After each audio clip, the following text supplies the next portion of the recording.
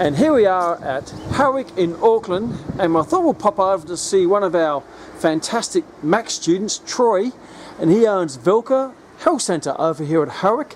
So let's walk in and have a look and see what he's been up to in building his business. And here's the man himself. He's Troy. How you going, Troy? Good, mate. Very good. Now we used to call you T-Rex in the college.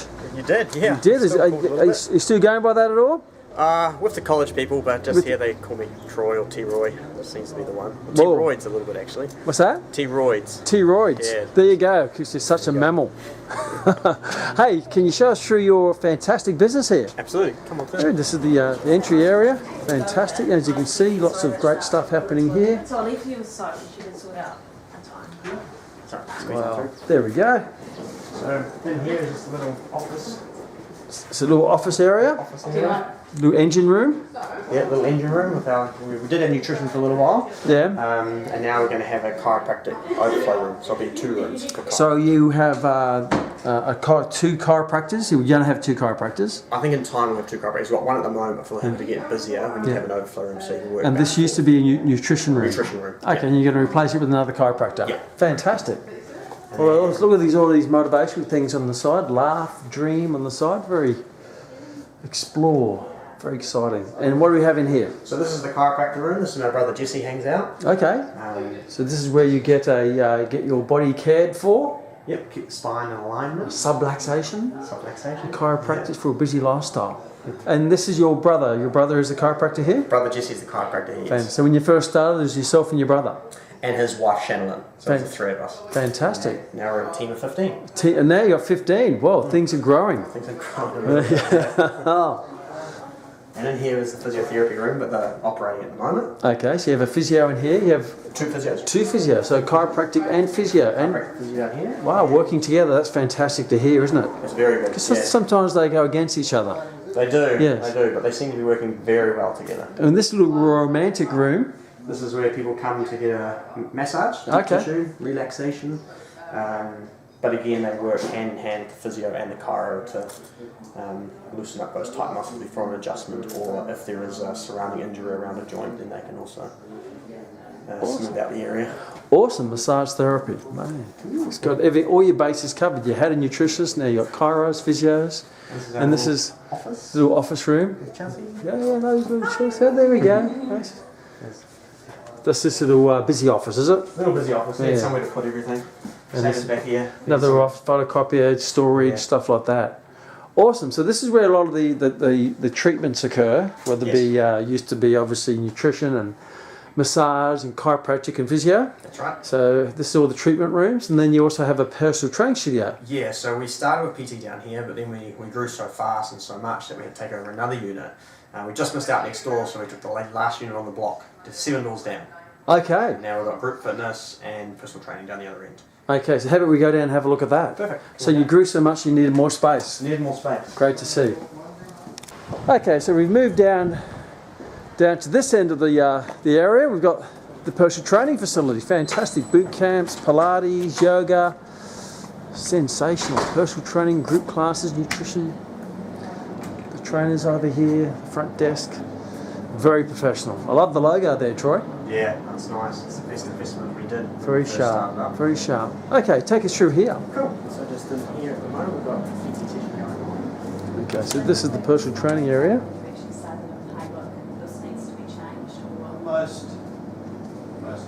And this is the group. This is the group fitness room.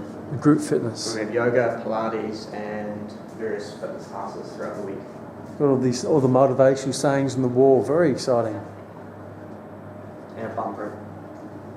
And what, sorry? And a bumper and white balance there. Oh yes, yes. Well, that's sensational. You certainly got the foundation for a great business. We do, yeah. It's going really well. So onwards and upwards for us. Okay, let's have a sit down and we'll have a chat about how you got to where you are. T-Roids. Yeah. Thank you once again for taking some time out. My pleasure. Out of your busy schedule of building this empire, the Velca. Velca, yes. Velca, your health centre. Wow, what an incredible facility. It's been a good journey so far. It has been, hasn't it? Yes. So tell me, if you remind me, what were you doing before you came to Max? Before you? So I was working as what they call a transition coordinator, so supporting people with disabilities coming out of school and trying to find them a post-school option of their choice. Okay. Always the gym stuff though. Yeah.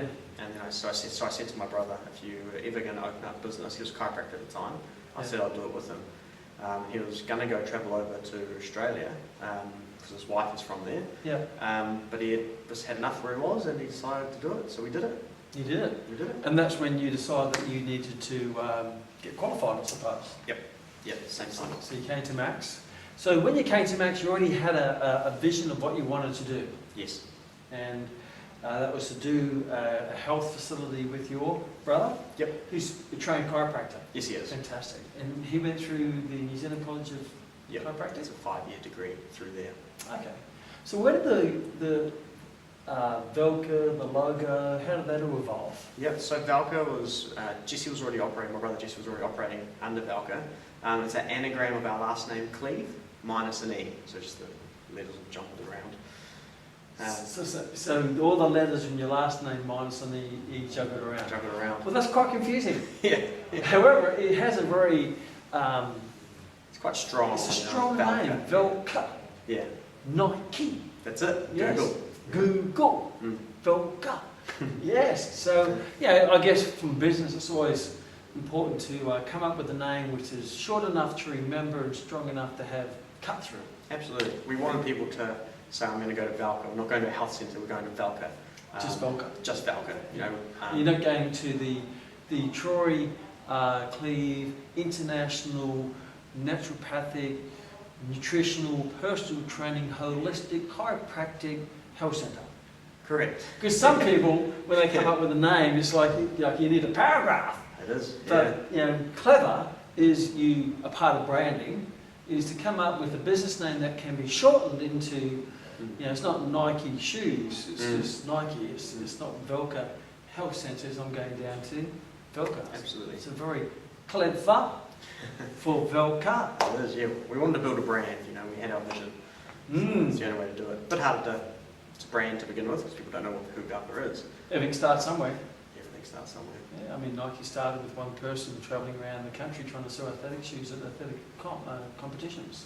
There you go. No one knew who he was. He just drove around. Yeah. And now it is It is what it is. it is. It's more powerful. Yeah, the brand's more powerful than the business. Well, you buy the brand. You buy the brand because you buy that connection or that trust or fantastic.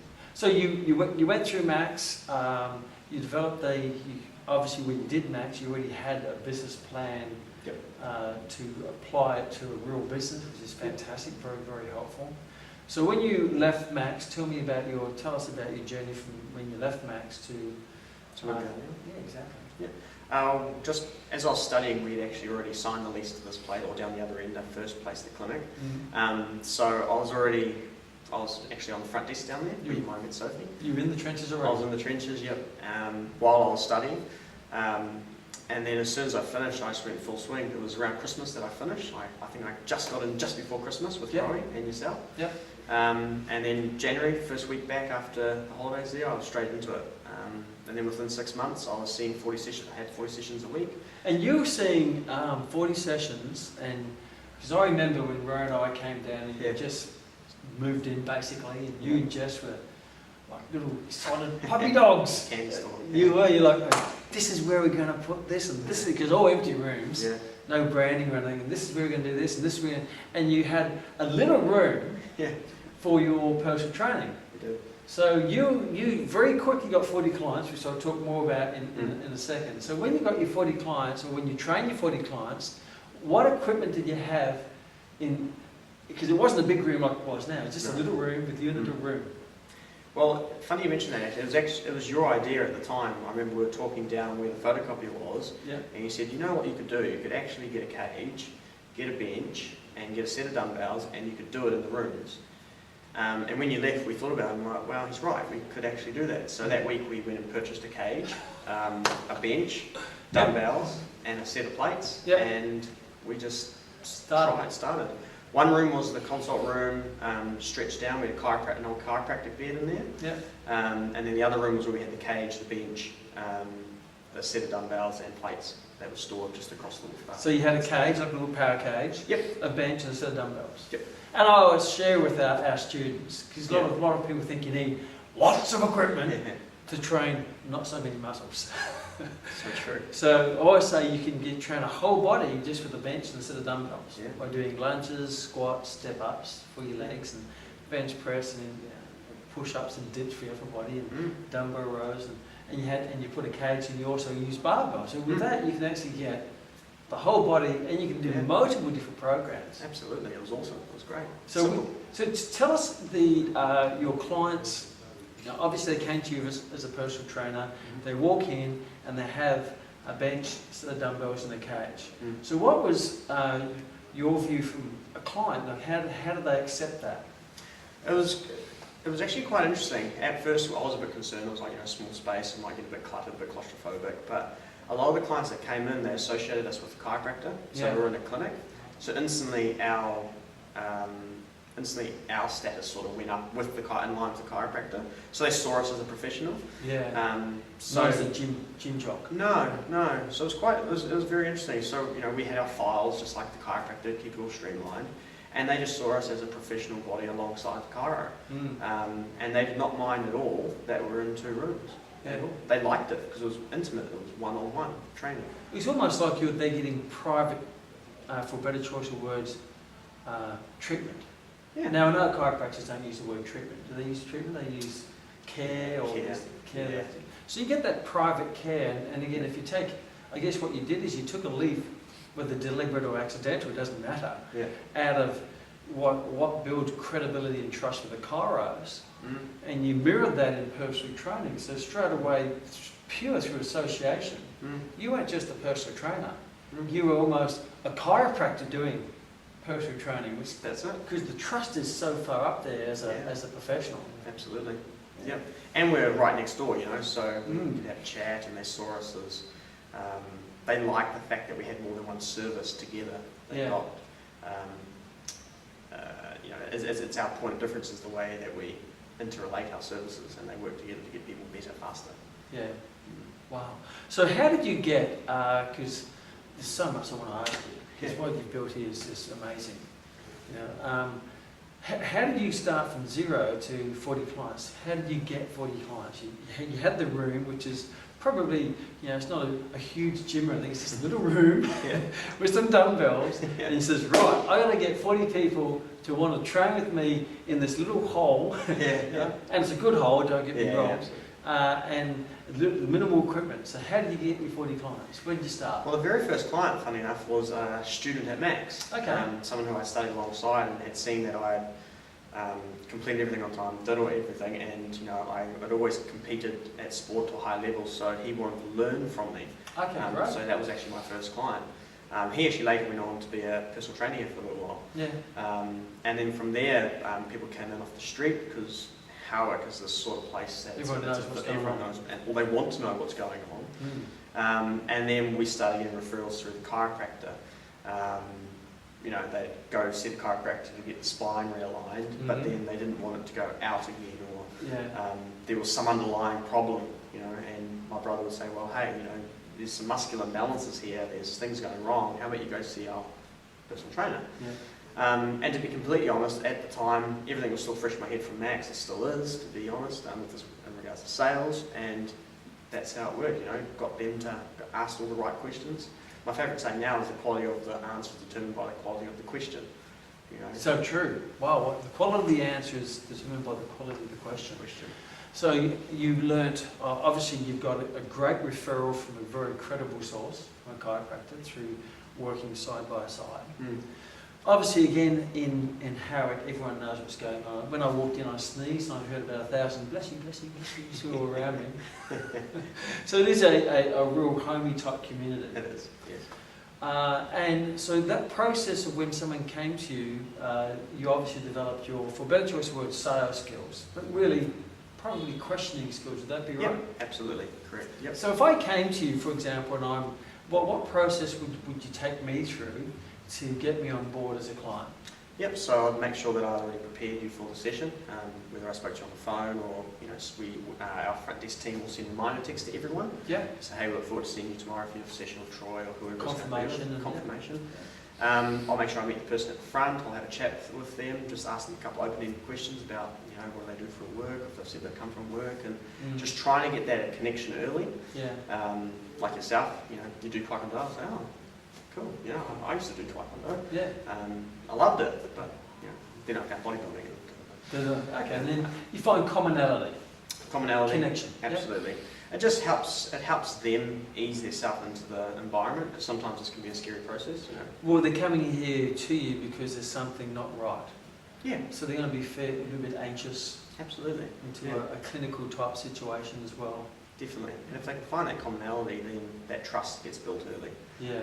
So really important to build the trust before you start talking about the problem. Vital. I'd say vital. Yeah. Yeah. And then I'm assuming that would take varying levels of time depending on the personality of the person you're with. Absolutely. Yep. Some people, will warm to you straight away depending on their personality. Some might take skeptical. Yeah. A bit cautious, trying to wiggle their way to see if it's really you. Or, Is this real? Yeah, is this real? Is this place real? But once you've got the trust, then I'll take them through and show them around and take them into we've got a little consult room there. We've got a board up on the wall. It's got people that have come to see us. They can see other people have been here and achieved goals. And, a testimonial type board? Yeah, just in the background so they can see it. It's not in their face. So they don't think they're the only one with the challenge. So look, all these people, they've had challenges just like me, but they've overcome them with your help.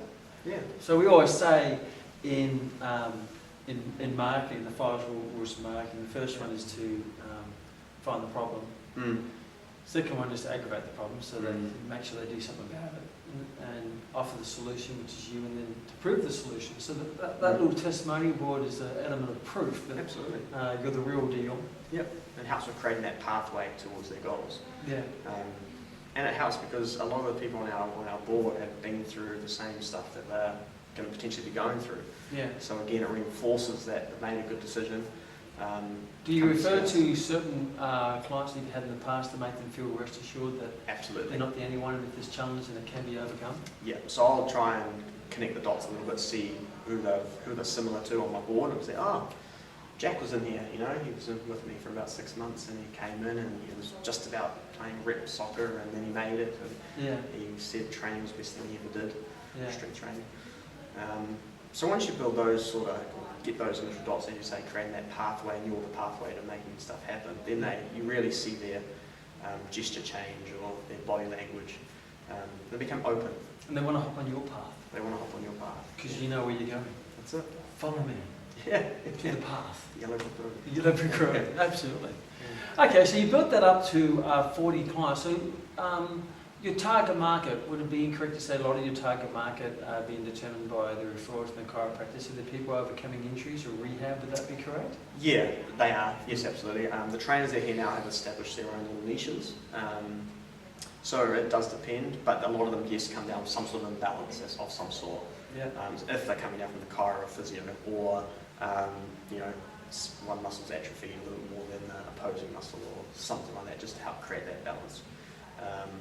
Help improve that imbalance and correct it, hopefully. Yeah. And then we build on it from there. So some people might, struggle to activate their glutes or something, and then we get that working, firing, and then we progress them through those compound movements that we learn to next. Yeah. Just ultimately to improve their quality of life. And the main goal of your clients would be that, to improve their quality of life? Oh, absolutely. Sometimes they need a little bit of help to decide what that is. Yeah. Well, it's probably been so long since they've had that, they've forgotten. I always say, sometimes people have been so out of shape or been so not well for so long, they've forgotten what it's like to be well. Yeah. So there's this foreign concept. It is, mate. Yeah. People get used to pain. Yeah. Masking their pain. Okay, so you started with your brother Jess. Yep. He was doing chiropractic, you were doing personal training in your cosy cupboard, which in many ways is probably less intimidating than a big gym. Because it's private, you haven't got people looking at you, there's no mirrors, it's this little private little connection point Yep. So that in itself, is probably one of your USPs. It is definitely. It's very personal. It is, and people out this way, they appreciate that sort of service, or the fact that they can come in here. There's not the hustle and bustle of the gym. Yeah. It's just 2 trainers at once. There's going to be, so there's only going to be maximum really 4 people at any one time. Yeah.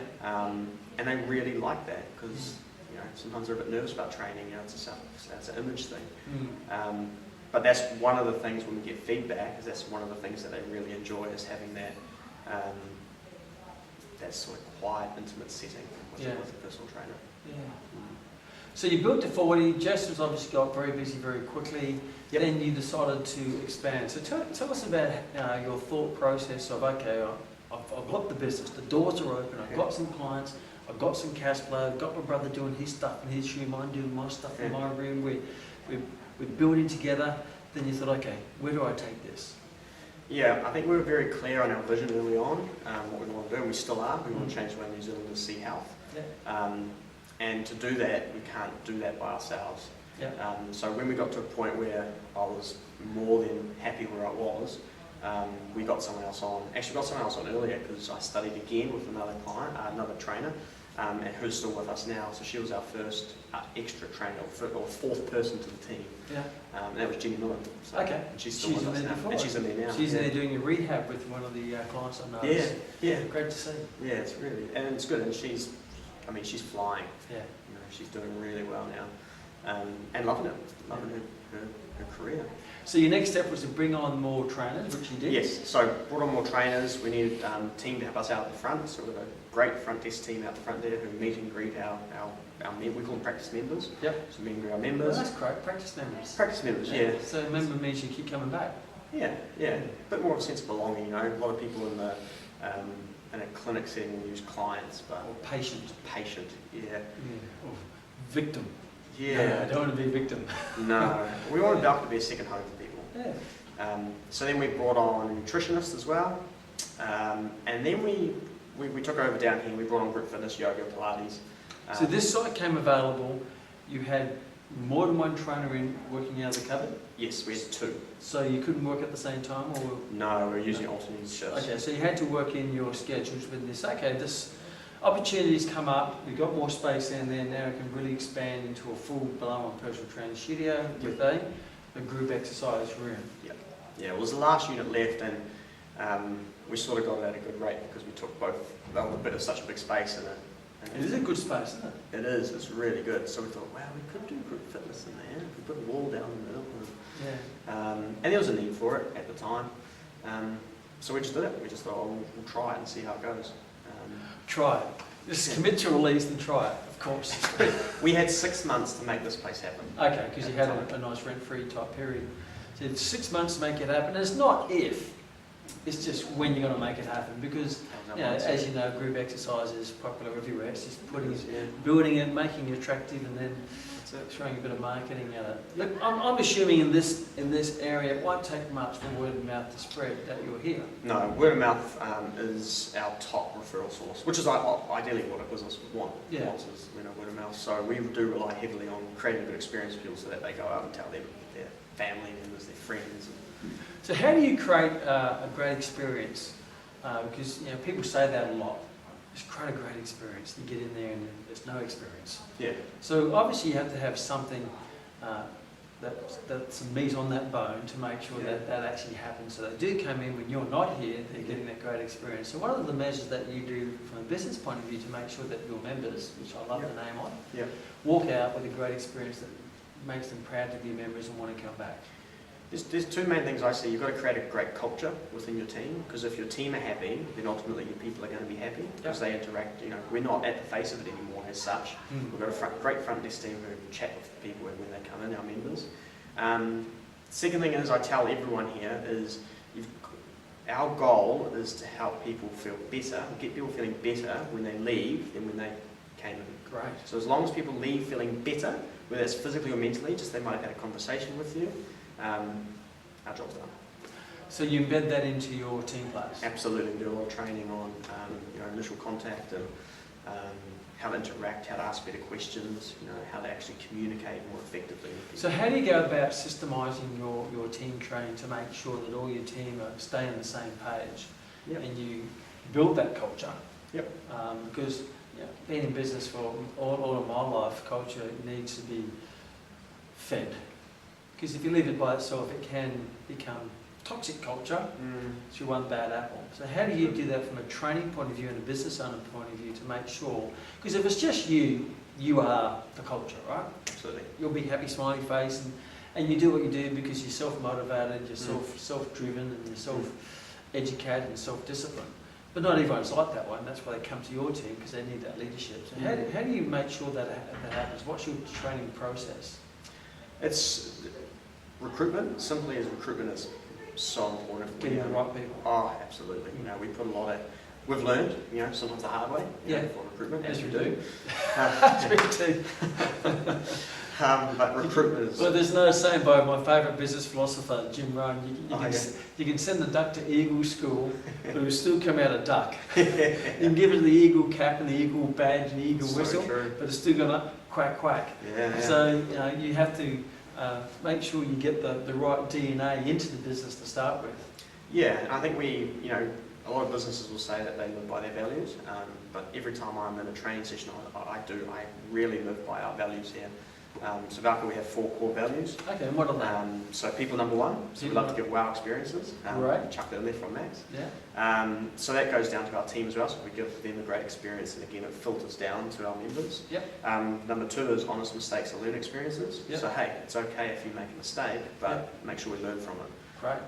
Don't make the same mistake twice, it's an old cliche saying. Yep. Number 3 is continual development. I'm big on learning here, whether it's personal development or technique or something to do with the service itself. Yep. Training, communication. Yeah. And number 4, another biggie is be magnetic, have fun. Be magnetic, like that. Life's too short. You spend a lot of time at business, you spend a lot of time creating your career, have fun. Yeah. So we try and instill those values within our team. Or we look for those values when we're recruiting. So you look for those clues to bring the right person on. Yeah. And then try to develop that. If you ask the right questions at a chat or an interview, whatever you would like to call it, you'll start to get a good idea whether they're going to fit. Sometimes we really good at the interview and we didn't quite see it, but now we're starting to get a really good. So what would be a great question as an interview to get an insight into someone's what I call behind the curtain? Yeah. I ask them to be honest, I ask them what they do for fun. What do you do? Great question. Tell me what you do for fun. What do you do when you're something you really enjoy doing? And then like I remember in class once, it was one of our clients, one of my classmates. She used to struggle standing up and talking, and it was yourself. You asked, well, tell me about your dog. She knew she had a dog. She would not stop talking. Yeah. So if you find something that people are passionate about, then they just start going on about it, and you can start to get a good idea about exactly, okay, now they're into this, or they like dogs, so they might have a bit of compassion, or they care, they're caring, things like that, or they love health and fitness, they compete in bodybuilding, they live and breathe it, they go on about they love beans and fish, all these sorts of things. So I think if you can ask the right questions, you find out a bit about them, not those, because sometimes people come to an interview and they have a funny feeling what they're going to answer, what they're going to be asked. Or the standard questions. Sometimes I don't even go in for set questions, I just want to have a chat with the person. Have a chat. Yeah, because you get to find out a bit about them. It's just like someone coming in for a session. Yeah. You try and build that rapport and then just see where the conversation goes. I guess if you get them talking about themselves, they'll reveal themselves, and that revealing themselves will say, "Hey, you're my type of person," or a Velca type of person, or not that right or wrong. You may say, "Well, I don't think you are a Velca type of person." Yeah, absolutely. And we try and look for something that stands out, like what's so quirky about this person. What's so interesting about them? What's their wow factor? Yeah. Because that's what we want. You want wow factors. Yeah, absolutely. In your business. Well, you want to be remembered. Yeah. For the right reason. For the right reasons. Not the wrong reasons. So you've and once you've got someone on board, then you do regular training with your team? Yes, so practice manager, you might have seen Sophie there, so she actually was just a practice assistant, we called her. Yep. So she was out the front meeting, greeting. Now she pretty much takes care of all our day-to-day operational side of things. Awesome. So we meet with her, weekly. Yep. And now we meet with all our other practice assistants weekly alongside Sophie, and we train them on Is it weekly. one-on-one or is it group? One-on-one. One-on-one. Yeah. Okay, Only because great. of time at the moment, but Yeah. one-on-one at the moment, you can get a lot done with one-on-one. You can, and you can Yeah. personalise it. And because your team doesn't consist of 60,000 people, you can still do that Absolutely. on a one-on-one basis. And they are the first and last impression for a lot of our members, so it's Oh. important that they are on their game. They are the wow factor for your clients. Absolutely. Because it's a service.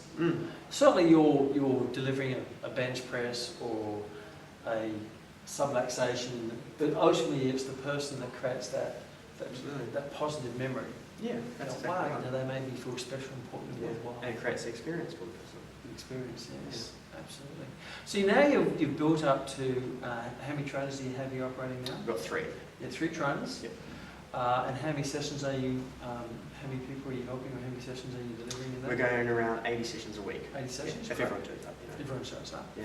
And you're doing group exercise, which is Yes. Yep, we've got Yeah. 14 classes a great. week. 14 classes, great. And you said that you're doing about 8 or 9 people per class on average? Yes. Okay, so your class would be a good feeder for personal training too, I believe, as well. I mean, I'm Yes. assuming everything would feed off each other. They do. You know, every service is a lead generator for each other. We also found, from looking at the stats, that people who are doing more than one service, they Yeah. tend to stay longer. Okay, they don't get bored, I They don't suppose. don't get bored. Stimulate that growth. Yep, and they feel like they're getting a lot of value from coming. So your up. trainers also deliver classes? No, we've got specialised people. Specialised, Yeah, yeah. we like to be a master of one, not a jack of all trades sort of Okay. approach.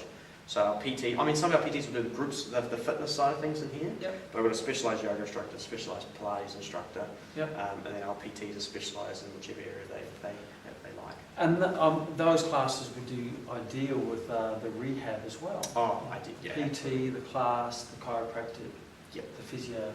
Yeah, absolutely. You know, if something happens, if someone regresses, then they can go back and see the chiro if they need a follow-up adjustment or physio, and then they're back down here to get their fitness up again, or see the PT for the It's a one shop. one-stop shop. That's it. Yeah. Does it all. Head to toe. Yeah.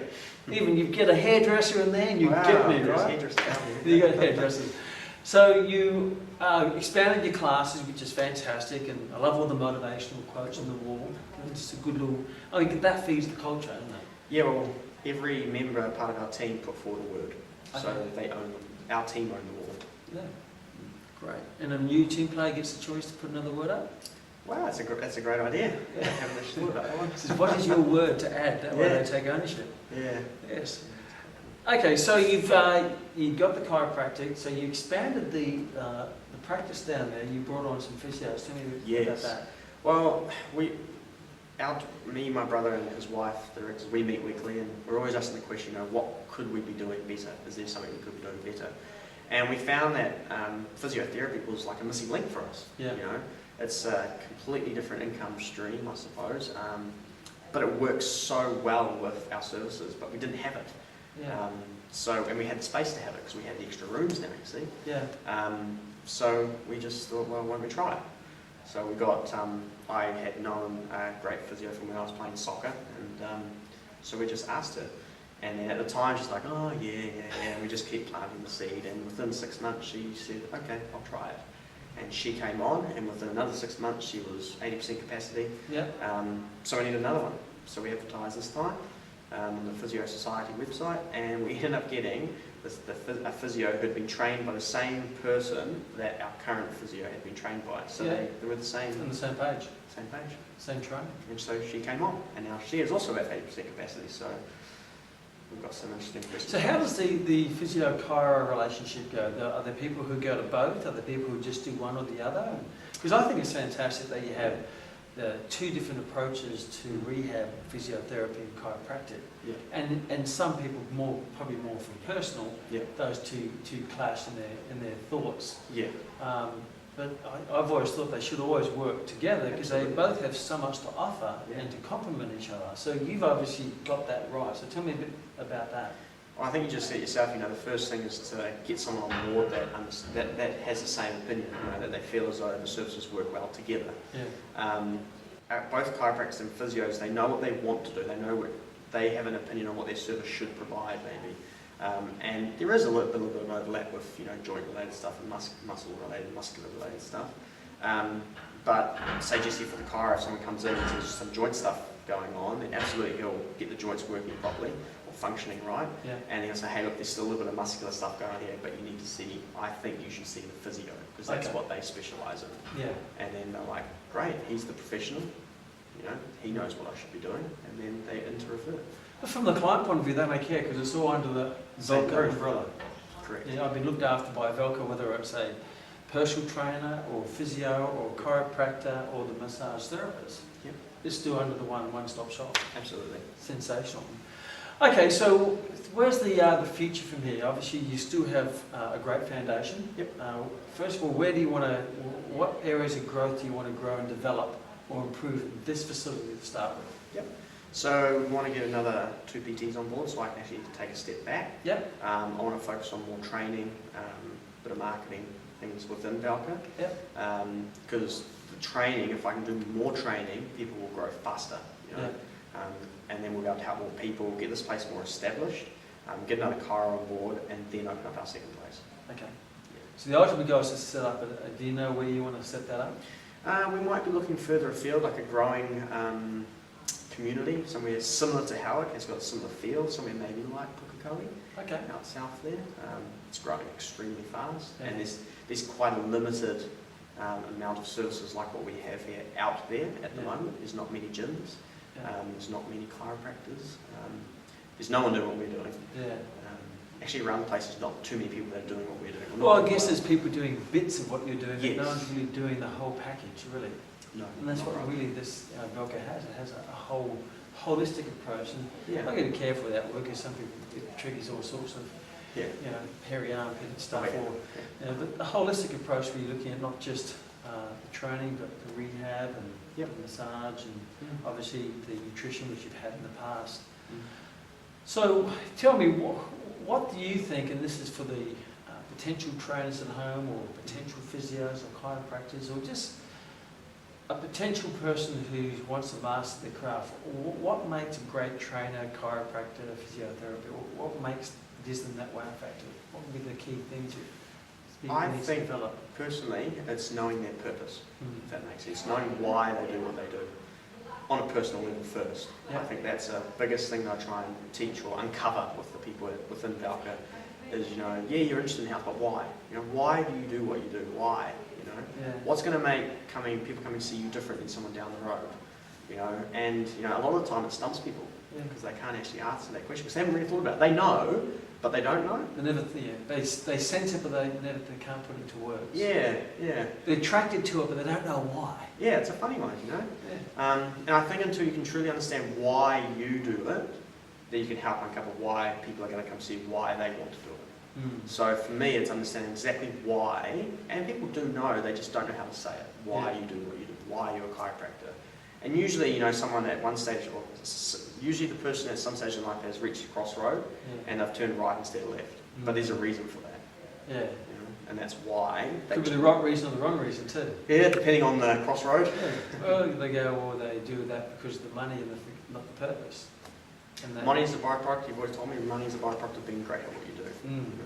It's a scoreboard. Mm. And I always say to people who've been doing it for a long time is never forget why you got started. Because many times when you start something, whether it be a sport or anything, you start it because you weren't getting paid for it. You started for sincere reasons. And then you actually get good at it. And then opportunities come in front of you, but they may not be opportunities that serve that sincere reason. They're just an opportunity.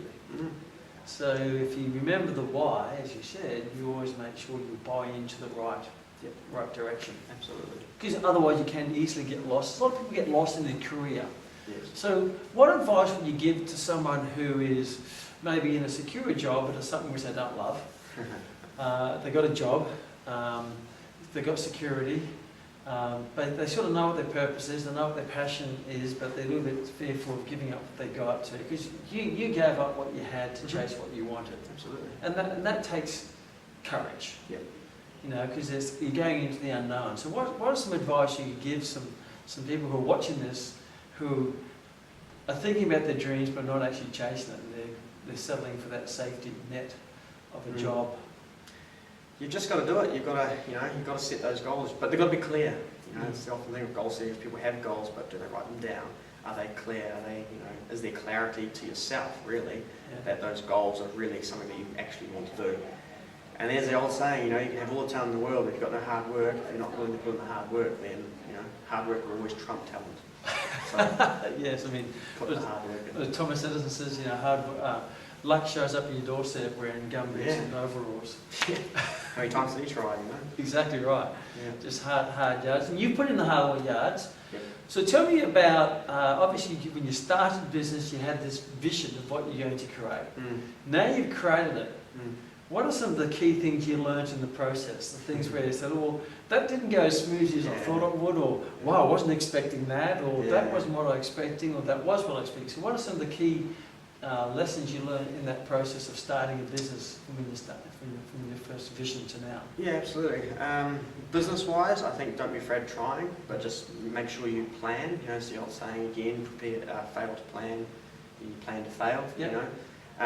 Personally, it's having goals set up in various areas of my life. So, because very quickly you can get consumed by one thing. And lose the other things. And you lose the other things. But for me, fitness is my rock, so I've got to make sure I've got my fitness goal in place. Your own personal fitness, Yeah, my own personal fitness, and everything else just falls into place. Because that will give you strength and fitness to do the rest of the stuff. Absolutely, structure, all this sort of thing. And one thing I try and help everyone with is make sure that you always do what helps recharge your willpower. Okay. Because sometimes you're so wanting to do things and you want to do 100 miles an hour, you're doing hours and hours a day or something, but what you used to do, whether it was a walk or a run or read a book on a Sunday just outside. And that recharges you. It recharges your willpower, because you've only got so much willpower. So don't forget to do the thing that recharges your willpower, so you can. I guess if you address and allocate time to do those, as you mentioned, those goals and other important areas of your life, like your personal life, your relationship, your recreation, your hobbies, your business, your fitness. When you're spending time on one, and some people think if I spend time on that, I'm not spending on that, but what they don't realise, by spending time on that, you're recharging yourself with that. It's so true. Because some people think that I need a rest. A rest is, and I'm only speaking from my experience, a rest isn't sitting on the couch and doing nothing. A rest is doing something different that re-energises yourself to do the thing which you're doing. So one feeds off the other. Absolutely. And that way nothing gets, I guess, lost in space.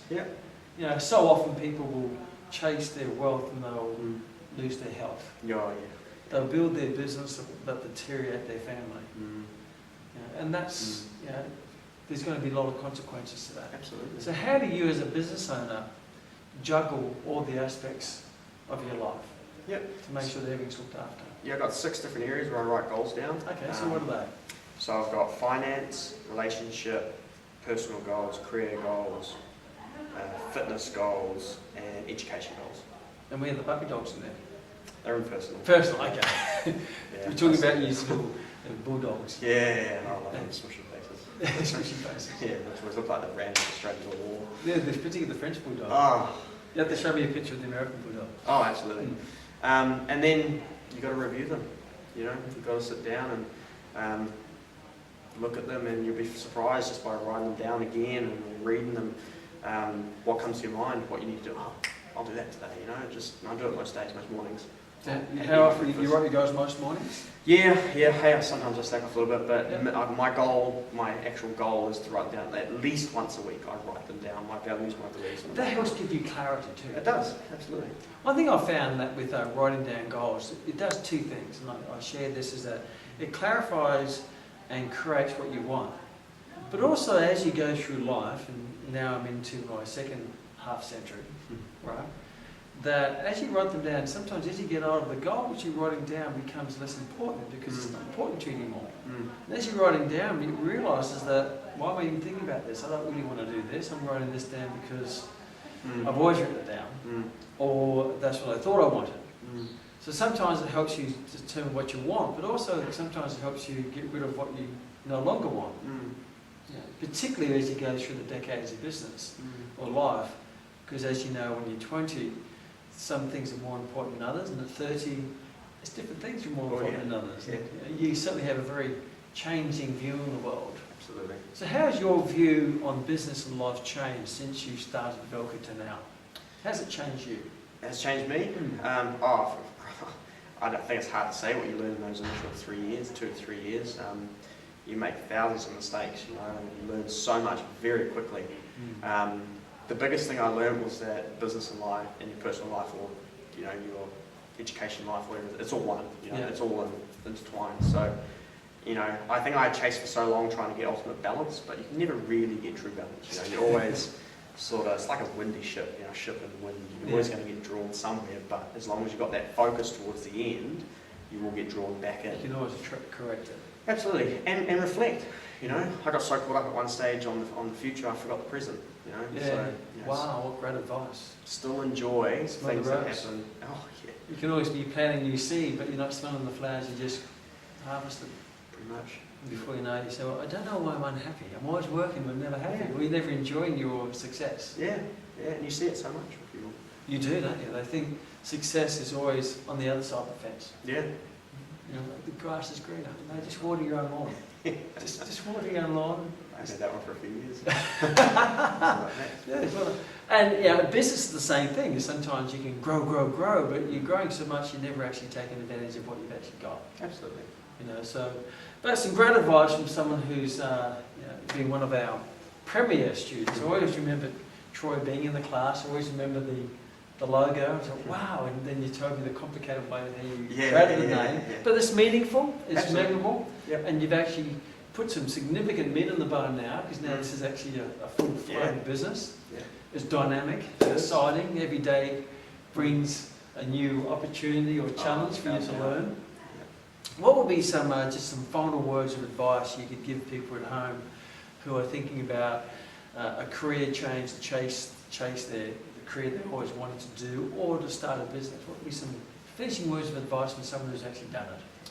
I think it would be to ask yourself the question exactly why do you want to do it. You know, ask yourself why do I want to do it, and if it is true, if it fits your values, fits your beliefs, then you've got to do it. There's no two ways about it. You know, it's simple. Keep it simple. Just do it. You know, and put in the hard work. Well, here's another question, which you just triggered a question. That is a great question. Why do you want to do it? Here's another question. Why are you doing what you're doing now? I was waiting for that. Why are you going to that job now? Yeah. With that boss you may not get on with, to do a job you don't really enjoy, and you spend 40, 50 hours a week doing what you don't love, where you're dreaming of what you do love. You know, the beautiful thing is when you're doing what you love, you never have to work another day in your life. Yeah, there's a lot of truth to that. Now, you're obviously a great leader, because you have a great team of 15 here now. Yep. And one of the reasons why you lead is you practice what you preach. Absolutely. So when we chatted today, you asked me about my taekwondo, and that's what I do, and that's what I like to do. And you're going into the National Bodybuilding Championships in a few weeks' time. Yeah, 3 weeks this Saturday. Okay, so tell me about your personal fitness training. Yep, so for me, I try and kill two birds with one stone with my goals. So one of my fitness goals is to get up at Nationals under 3% body fat. Yeah. So I go for a walk every morning because I enjoy it. Yeah. Take one of my pooches with me. Only one? Yeah. That one doesn't get jealous? Well, they always pluck you up to mischief with the bubbles if they take them both out. Do you cycle the number? Yeah. So one a day, and then they can have their own little fun. Okay. And then normally I'll listen at the same time, listen to an audiobook or Personal development? Personal development at the same time. Education, yeah. Or sometimes I don't. Sometimes I just go out. Enjoy the dog, enjoy the day, enjoy the roses. Oh, yep. So I do that most days. You know, I eat 90%, well actually at the moment because I'm so close, 99% for performance, and because I'm just trying to be so active as well as trying to run the business, I need to have the energy. So 90% for performance and 10% for pleasure? I've always, I did that since I was at Max. It was one of the things you said early on, and I do that. Yeah. Apart from obviously it's getting a bit closer to competition. Well, you get to comp, it's 100% for performance? Well, it is because, you know, if you get up there and you haven't put in the 100%, then, you know, I just can't, because then I won't be happy. Yeah, true. Yeah. So, yeah, that's my fitness goal at the moment. I've got 3 weeks to go, but with bodybuilding, I share with people it's not, I mean, on the day it's fun, you're up there in your sparkly blue undies and you're tanned up and it's fun, but what you learn along the way is invaluable. Yeah. It is absolutely invaluable. It's one of the hardest things I've probably ever done. Just because of what it takes and how it consumes a lot of things. Yeah. But it's also the best thing I've ever done. So it was a great, it's just test of discipline. Absolutely. Yep. And you learn a lot about food and training and body physiology because you're using your own body. Yep. You also did powerlifting there for a little while too. I did. Yes. Yeah. It was a great journey too. How long did you do that for? I did powerlifting for 3 years. I took a 2-year break and then got back into it for another 1.5 years, but more in a coaching role manner when I came back into it. Powerlifting's great. It's another thing. It's in a strength. You know, you've got to develop a system. You've got to train when you may not feel like training.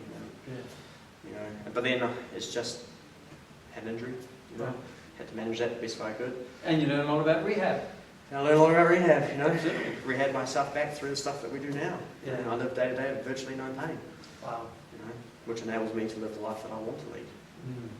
Be fit and healthy to live the life you want to live and chase the dreams. Absolutely. And just dream about them. Well, thank you so much for your time. That's been invaluable information for someone who's looking at a career change to get into this magnificent profession, the fitness profession, the health profession. And you've really brought it all together, not just fitness, but chiropractic and physio and nutrition and all that, which is fantastic. It's been helpful for anyone who wants to get into the fitness profession particularly. Yeah, it's always valuable to know if Troy can do it, then so can I. You know, if Kman can do it or Jenny can do it, so can I. And it's also great for someone who wants to run their own show and run their own business. Absolutely. You know, it's always a challenge, but if you love it and you have a big enough why, you have the energy to chase your dreams and chase your passion. That's so true. Thank you so much once again. Thank you. And if you ever want to come and visit Troy and his team down near Howick, the address is 3 and 9 bar 10 Wellington Street in Howick. Yes, in Howick, so a great little community. It is, it's amazing. And come down and even when you have a look, there's nice, we're going to go for a coffee now, have another chat. 36 places to buy coffee in Howick. Sorry? 36 places to buy coffee in Howick. 36, exactly 36, and that's how tight this community is. And I share this with a lot of our students. If you when you build your business, become the fitness expert in your area.